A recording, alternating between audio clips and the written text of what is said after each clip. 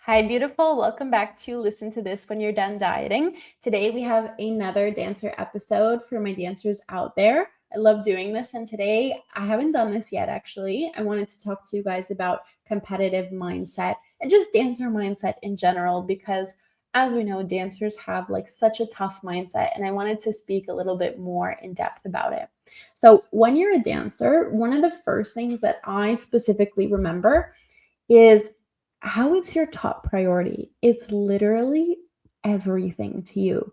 Dancing is like the one thing that always saves you. And I remember that that's how I used to feel whenever I was going through anything in my personal life, or maybe it was like a breakup, or maybe I was having trouble with a friend, or even in the dancing, if there was some conflict that was really not about dancing, but just about the people or politics or whatever. I was like, dancing has always saved me. And that's something that I think a lot of dancers feel, is that you can always channel it into your art form and um, into your craft, basically. And that's one thing that I absolutely, absolutely love. And that's why I still practice and I still enjoy to dance just for the sake of it, because it is a beautiful thing. And it's that one thing that saves us. And that will always make your dancing better because it will be real and raw. And I also find that because we have this outlet, it makes us so much more optimistic and positive in this sense because, for example, let's say something, I remember I used to think this way when I was dancing. If something happened to me that people were like, oh my God, are you okay? I was like, yeah, this is going to really help my dancing. And that's so crazy, but it makes you so much more optimistic and just like ready for anything that life throws your way. So that's one thing that is crazy about the dancer mindset. That's just so awesome. And there are, of course, some negative aspects as well. You are working every single day to improve your craft. However, that can really also take its toll mentally because, and I remember I went through this as well, where nothing was ever good enough. And it can also be super difficult when you don't feel it's good enough. Your coach is telling you day in and day out that you're not improving fast enough, or this isn't good and this isn't good. You're getting outside negative feedback from maybe some spectators or judges, and people always have an opinion. And for the most part, a lot of people try and help, which is super kind. And so they always give you constructive feedback. And I used to also take that very, very negatively and like also an attack because I held dancing very personally in my heart. So I would always take it as an attack on me, which I shouldn't have. And that's actually one of the tips I will give you guys is please don't take it personally. It's just your craft. It's not you. And that's one thing I also had to learn when I retired. Um, so that's one thing that I would say. But another, when you're in the thick of it, is to celebrate the small wins. And I say this to all of my students as well, because it can be really hard when you're doing the same thing day in and day out and you feel it's not improving. But let's say, I'll use a Latin perspective. Let's say your back basic finally feels more connected with your partner. That's a small win. Like, celebrate that because that takes ages to get.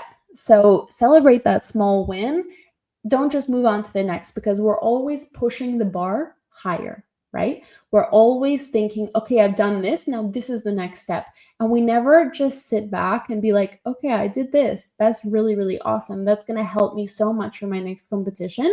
Now we're going to move the bar up, but I definitely know that I did so well at this level. So yes, of course, move the bar up because we're growing, we're developing, we're improving.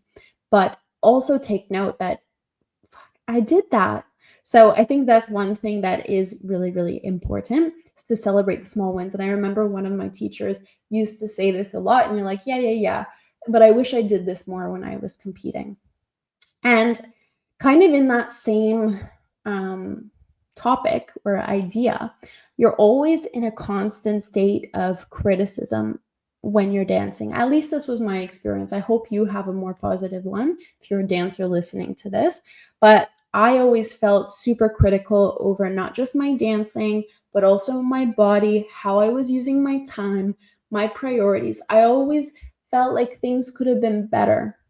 And I didn't, let's say, trust myself enough that I was doing my best, that I was good enough. And I think that really took a toll on my confidence as well.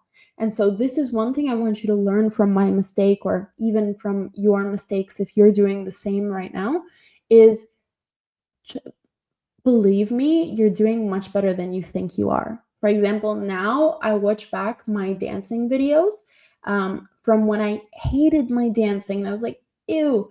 And now I watch back those competitions where I felt really negatively after. I'm like, actually, it was pretty good.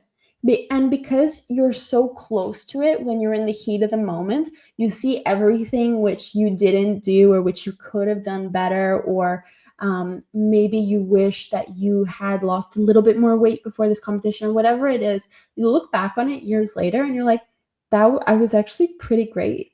So again, just remember, I think even just remembering that sometimes we're too close to it, that is a big thing. And I remember also when we used to film our practices and we would be rewatching it instantly, I would hate it because I hated my dancing. And so it would really kind of flip the switch on my practice from positive. We would be like really constructively working, having fun. And then I watched the video and I would turn very negative and just like very much self-hatred towards myself. So one thing that works better for me, and you have to know yourself, is not to watch it when you're in the studio. I would always go home, have some dinner, like switch off, to kind of get a little bit further from it, so I forget that feeling that I had while I was dancing, because sometimes the feeling is much better than the look of it, especially when you're in that heat of the moment. So you need to a little bit like release the feeling to come into it from a more open-headed space.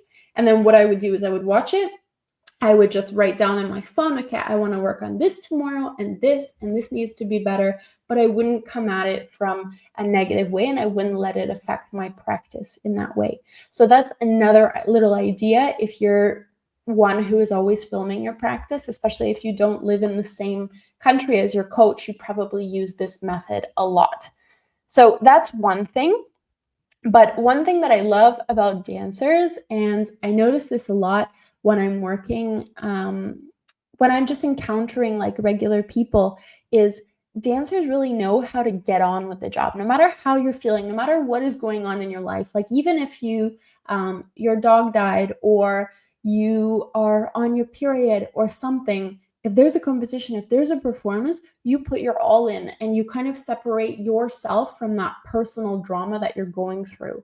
And I think that is insanely disciplined, and you should be so proud of yourself as a dancer for having that ability and for knowing how to do that, because the majority of people can't do that. A lot of people that I see, whenever something happens in their personal life, it affects their career, it affects their, of course, their work life, their social life, everything. They don't have that ability to basically disassociate from different situations. Of course, you should be feeling that personal thing, whatever you're going through, but there's a time and place for that. And I think being able to make that switch, that we train so hard as dancers, like I remember many competitions, I was going through like a breakup, or I was going through something with my family, or whatever it was.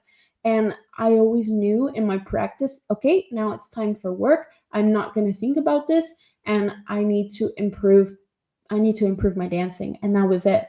So making that disassociation is one incredible thing that so many dancers have, and you should be so proud of yourself for. And the last thing that I respect dancers so much for is how relentless you are.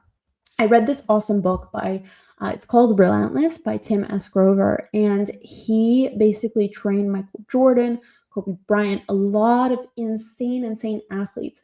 And he's talking about this relentless mindset. And I see so many dancers have that, because we sacrifice so much. We show up every day, like I said, no matter how we're feeling or no matter what we're going through. We're literally fighters. And up here, and also with our physical bodies. And that is insane. And the thing is that when you develop this mindset, like I'm so happy I had all of these dancing years, because when you develop this skill set, you can be successful at anything that you choose to do, because you have the discipline, You know how to work hard. You are relentless at everything you do. You're so persistent. You go after everything which you want. You know how to disassociate. You aspire for growth. There's so many positive mindset things that come when you're a dancer. So I want to just encourage you and just say that, like, the mindset that you have is insane. You can really, even after you're done dancing, you can be so successful at whatever you choose to do. And that's just like my little dancer note to you guys on this episode. You guys should be so proud of yourself. Don't forget to celebrate the small wins, and just remember that you might be a little bit too close to it to see it objectively, and you're probably doing much better than you feel. So thank you guys so much for coming back, being with me week after week, and I will of course see you guys next week for another beautiful new episode.